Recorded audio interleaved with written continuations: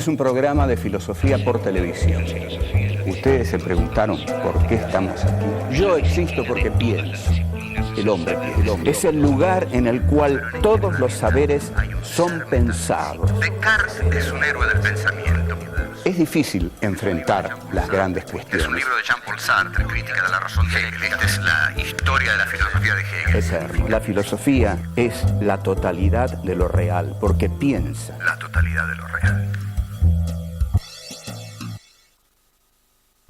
Colón descubre América y Descartes la subjetividad. ¿Qué es el humanismo? Descartes demuestra la existencia del pensamiento, pero ¿cómo demuestra la existencia de la realidad externa? El sujeto cartesiano, un sujeto transparente. El dualismo entre el sujeto y el objeto es un dualismo insuperable.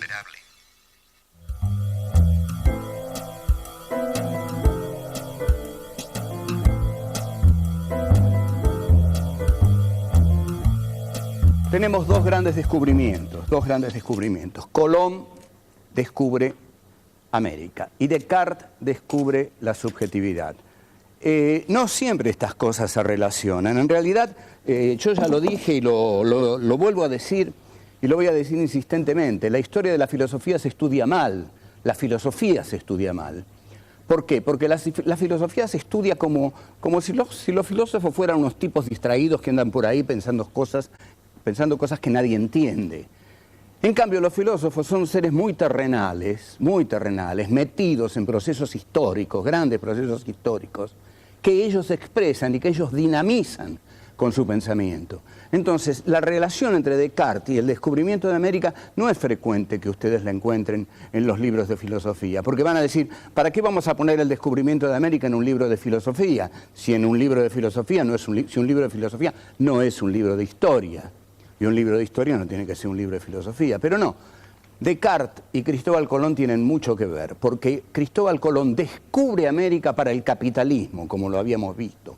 No es que descubra América porque América no existía. América existía, pero no existía para los ojos mercantilistas del capitalismo. El capitalismo descubre América con Colón e incorpora a América al mundo europeo, que era el mundo por ese momento, en esos momentos. Entonces se establece así un sistema mundo. Ahora, este sistema mundo requiere a un protagonista, y el protagonista es el hombre el que sale a buscar nuevos mundos, porque el hombre medieval no hubiera buscado nunca nuevos mundos, porque el mundo era un lugar de pasaje, un lugar de llanto, un mero lugar de pasaje en camino hacia el reino de los cielos. Pero el hombre de la modernidad sale a buscar nuevos mundos. Este es el hombre capitalista. Ahora, este hombre necesita tener una subjetividad, necesita pensarse a sí mismo, necesita saber quién es él, cuál es su relación con la realidad exterior. Y aquí aparece Descartes, quien, como lo dijimos, parte de una concepción de la filosofía como duda. Descartes ha demostrado la existencia del pensamiento, pero no demostró la existencia de las cosas externas. Lo que ha hecho hasta ahora Descartes es poner al hombre en la centralidad. El hombre es el centro, ese hombre es el sujeto capitalista de la historia. El hombre es la centralidad y con esto nace el humanismo. El humanismo nace cuando el hombre ocupa la centralidad y desplaza a Dios de la centralidad. Con esto nace el humanismo. Este humanismo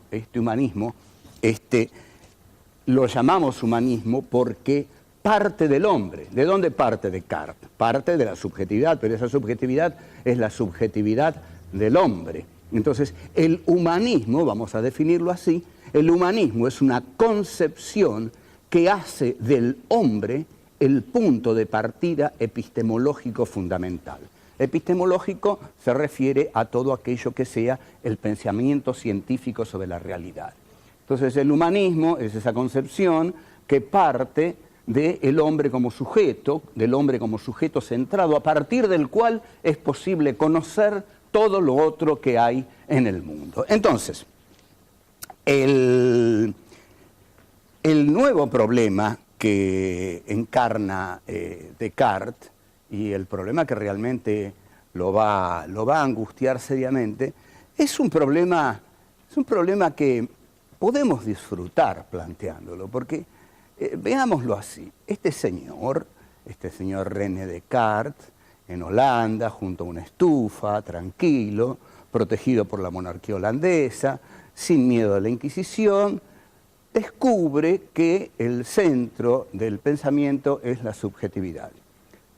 Está seguro de eso. De eso dice, yo estoy seguro, dice Descartes. Yo estoy seguro de que mi pensamiento es el origen de todo posible filosofar. Ahora, Descartes dice, sin embargo, fíjense ustedes que para el sentido común esto es casi risible, diríamos. Un buen hombre laborioso, campesino, le diría a Descartes, no sé por qué usted se plantea estas cosas, es tan evidente que mi vaca está ahí, que mi carruaje está ahí, que mi azada está ahí. Ah, no, dice Descartes, pero yo soy un filósofo, yo tengo que dar cuentas, es decir, yo tengo que justificar metodológicamente, epistemológicamente, filosóficamente, que la realidad externa existe.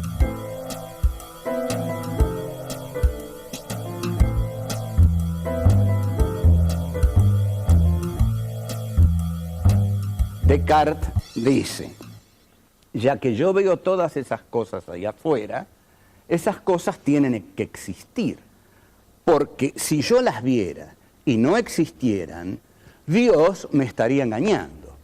Entonces tienen que existir porque Dios es infinitamente bueno, es infinitamente veraz, es incapaz de todo engaño, y si yo veo todo lo que está ahí afuera, es que Dios no me está engañando, sino que todo eso que está ahí afuera está. Ahora, Descartes introduce aquí una figura muy simpática, que es la del genio maligno, le malin génie, en francés, porque Descartes escribía en francés. Esta digresión, jamás digan digresión, por favor, digresión. Esta digresión es muy importante, porque Descartes escribía en francés, no escribía en latín, quería hacerse entender, quería llegar a que la gente lo entendiera, quería llegar al pueblo en última instancia. Entonces dice, introduce esta figura de le malin génie, el genio maligno. Descartes dice, podría haber un genio maligno que me engañara y todo lo que está ahí afuera no existiera. Entonces, yo estaría viendo todo eso y eso no existe porque el genio maligno me está engañando. Sin embargo, dice, la veracidad de Dios tiene que ser más fuerte que el poder del genio maligno. Y yo no puedo dudar de la veracidad divina. Entonces Descartes llega a la siguiente conclusión.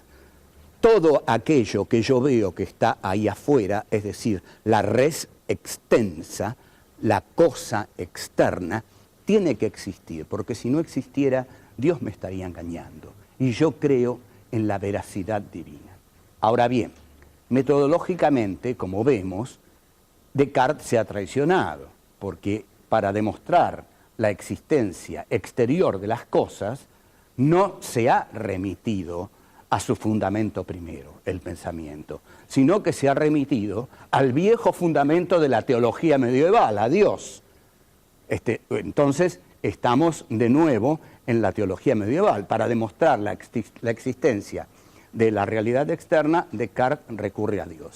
Recuerdo un chiste muy lindo que se contaba en mis viejos años de estudiante en la calle Villamonte. En la calle Villamonte estaba la Facultad de Filosofía y ese era un ámbito mítico donde circulaban personajes como Oscar Mazota, León Rosigner, en fin, Eliseo Verón, Sebrelli, y a veces yo.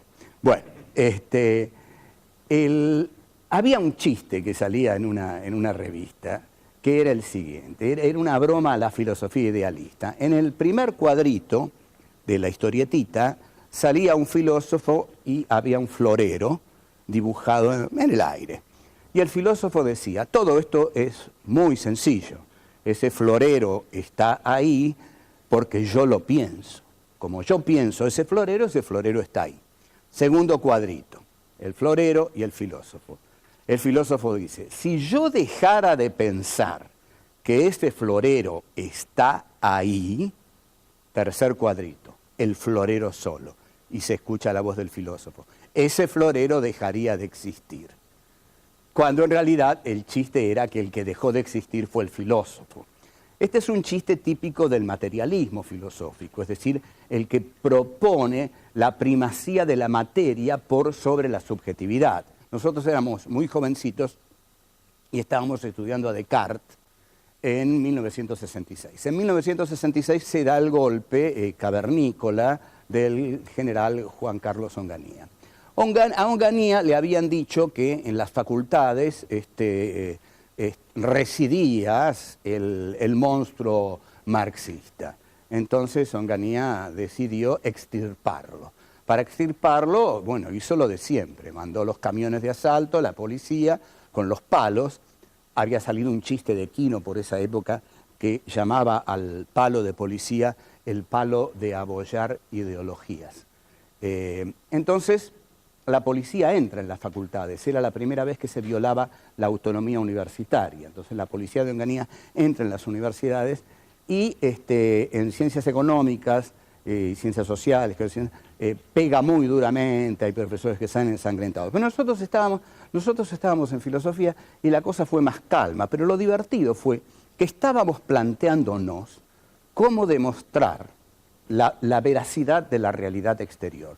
Estábamos estudiando a Descartes y nos preguntábamos, ¿cómo demostrar que la realidad externa realmente existe? En ese momento entró la policía a la facultad, hicieron una doble hilera y nos hicieron pasar por el medio y nos dieron palos de arriba abajo y ahí nos dimos cuenta que existía la realidad externa. La realidad externa existía, nos molía palos y era fascista.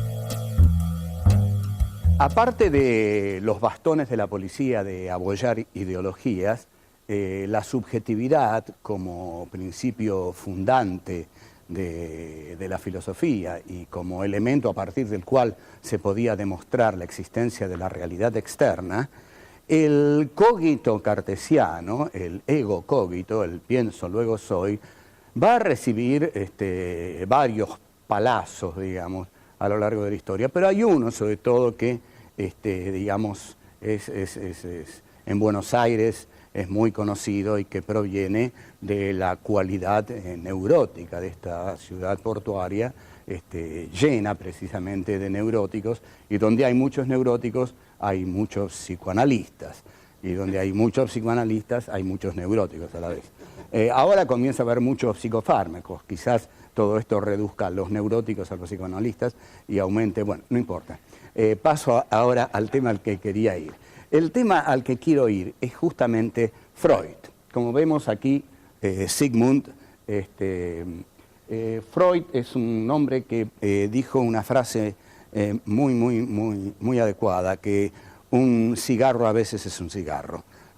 Porque siempre que uno ve un cigarro dice, oh, eso es un pene. No, no, no. A veces un cigarro es un cigarro. Aún en Buenos Aires, aún en Buenos Aires. Bueno, el golpe que el psicoanálisis le da al sujeto cartesiano es decirle, como le diría Freud a Descartes, mire, Renato, realmente hay algo que usted no tuvo en cuenta. Usted, Renato, preguntaría Freud, ¿se come las uñas? A veces sí, diría Ricardo, ¿no? Usted a veces hace actos que no puede controlar. Uy, sí. ¿Usted sueña cosas? Sí.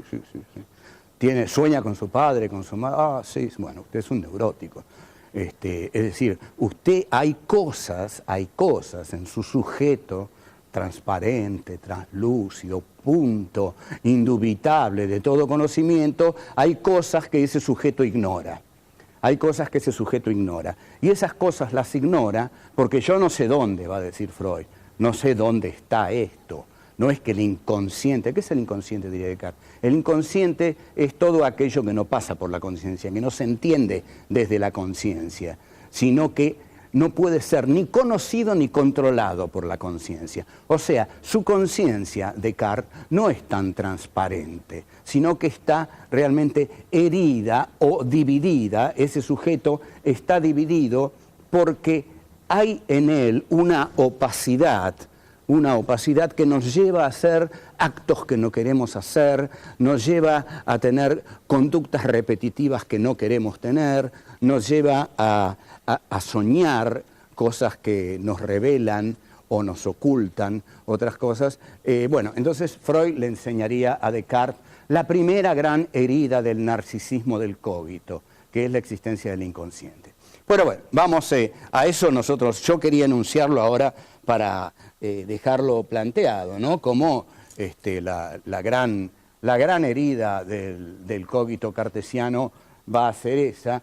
Está en muchos libros de Freud, quizás esté en algunos más que otros, pero es bueno, recurrir a ciertos libros de Freud para que descubramos cómo el inconsciente, cómo brillantemente lo ha trabajado don Sigmund, efectivamente hiere el narcisismo del cogito cartesiano.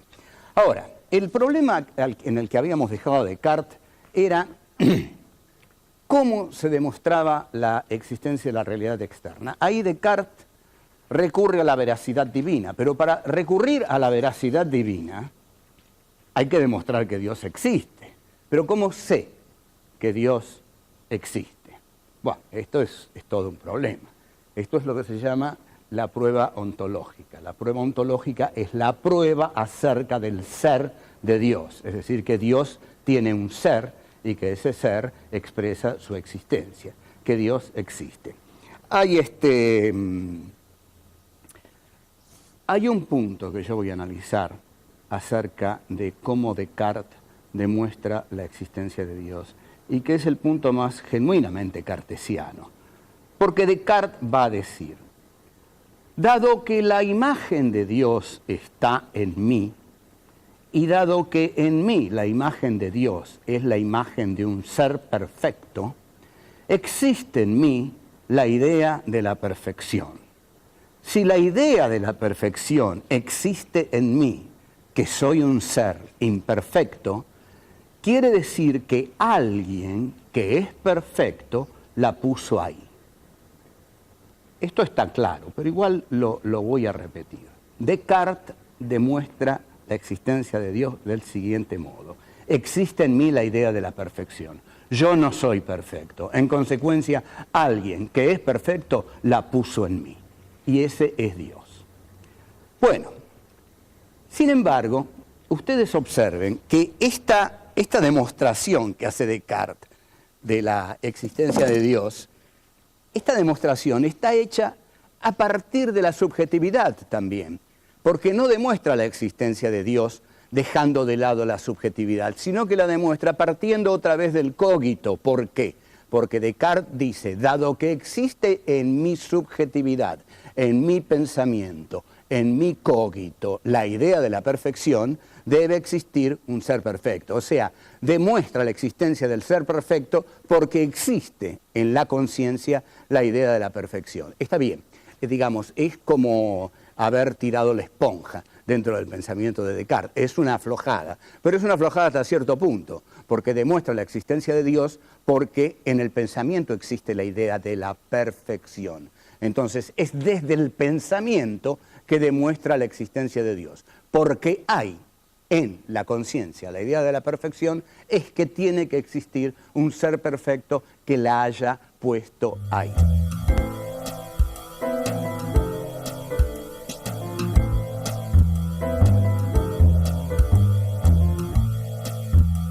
Sartre va a demostrar que no hay una conciencia por un lado y un mundo por otro, que la conciencia es intencional, que la conciencia está toda ella arrojada sobre el mundo, que no es que exista aquí la conciencia, el mundo ahí. Sí, hay conciencia de mundo, eso es lo que hay. El mundo le es inalienable a la conciencia. No hay una conciencia que no sea a la vez conciencia de mundo.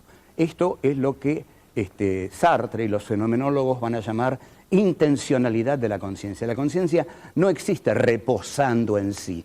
Sartre tiene una hermosa imagen que es como conteniendo el aliento. La conciencia no está conteniendo el aliento. La conciencia está como vomitada, expectorada sobre el mundo. Está toda ella arrojada sobre el mundo. Cuando yo corro detrás de un colectivo, no hay conciencia de estar corriendo detrás del colectivo. La única conciencia que hay es conciencia colectivo. Es decir, si yo tomara conciencia de que estoy corriendo al colectivo, lo perdería, porque sería un momento en el cual me bloquearían. Ahora, volviendo a Descartes, pero no olvidemos claramente esto sobre lo cual vamos a volver. Las filosofías fenomenológicas son aquellas que hacen de la conciencia un acto de pura intencionalidad. La conciencia se arroja sobre el mundo. No hay un mundo ahí, hay conciencia-mundo.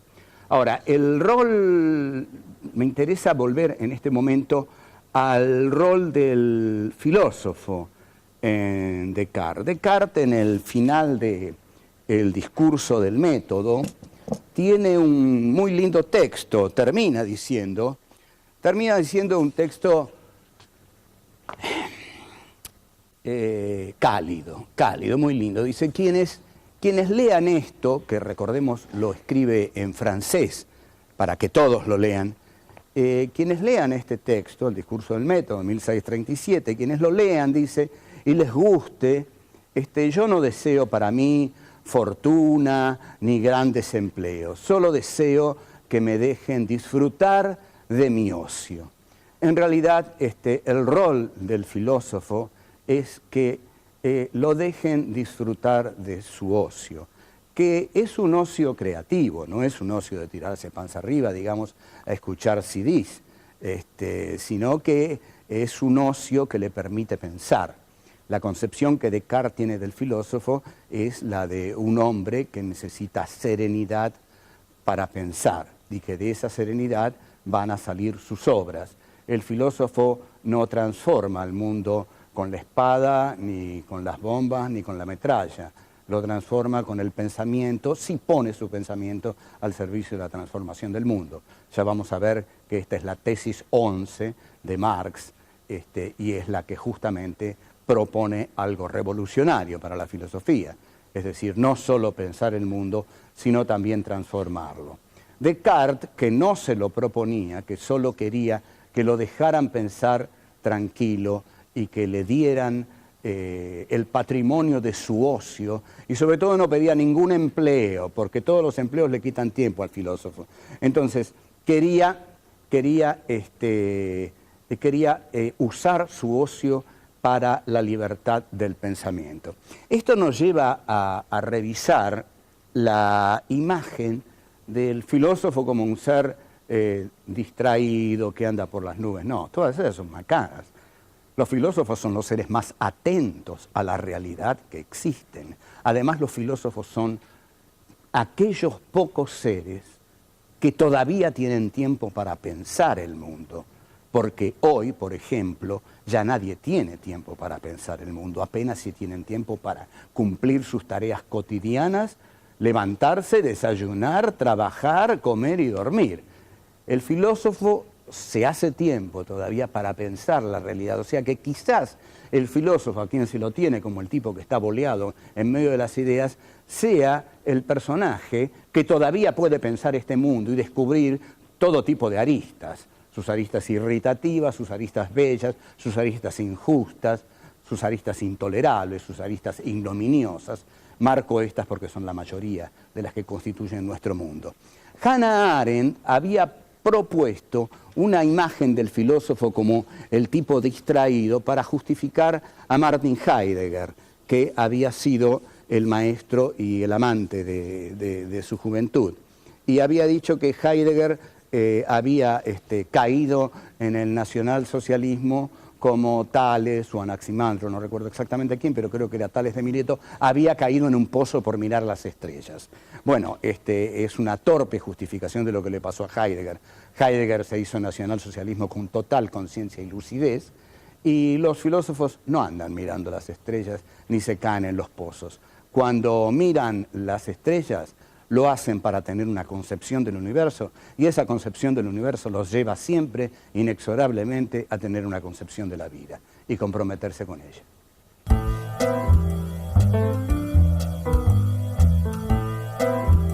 Una vez afirmado, justificado y fundamentado el sujeto, lo que hay que justificar es la existencia del objeto.